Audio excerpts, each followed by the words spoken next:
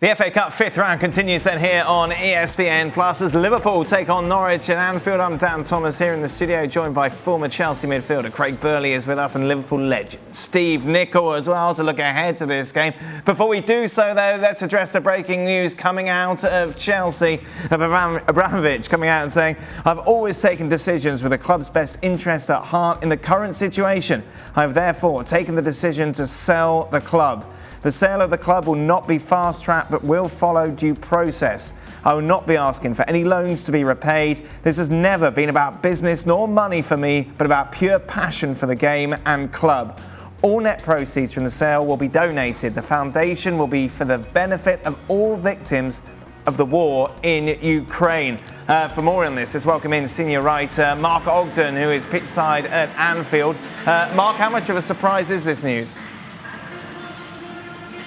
It's an amazing statement, I think, from Roman Abramovich. I think we've kind of known that the past week that, his situation at Chelsea has been, delicate, questionable, but to put the club up for sale, I think it's just an amazing turn of events. The speed of it all is incredible. So, Chelsea have been reliant on Roman Abramovich for nearly 20 years, and for this to happen, I think it kind of shows that, maybe his desperation to sell before potentially being sanctioned by the UK government, which is a risk that has been reported in the UK. So it's a massive, massive story and a massive situation for Chelsea. How attractive is it for potential investors, Mark?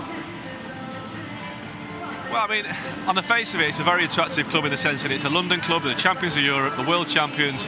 The location, Knightsbridge, Kensington, it's prime location. If you're a foreign club that wants to, an owner wants to buy a club, Chelsea is at the top of the list. But it's the cost of it. You're talking about maybe £3 billion, and right now, who's going to spend that kind of money?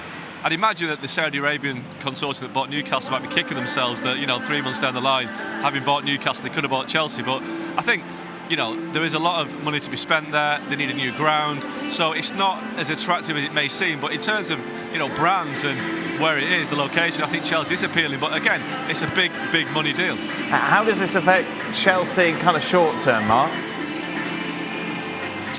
Well, I think in the short term, I think they're okay. I don't think there's any pressing concerns for Chelsea in the short term. But if Abramovich sells the club and the new owners don't have the same sort of funds or readiness to put the money in, we could be looking at players wanting to leave Chelsea. They may have to sell players in the future to balance the books. Abramovich has put loans in over the years.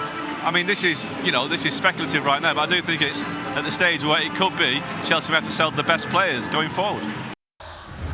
Thank you very much for watching ESPN FC on YouTube. For more highlights, analysis and exclusive content, be sure to subscribe.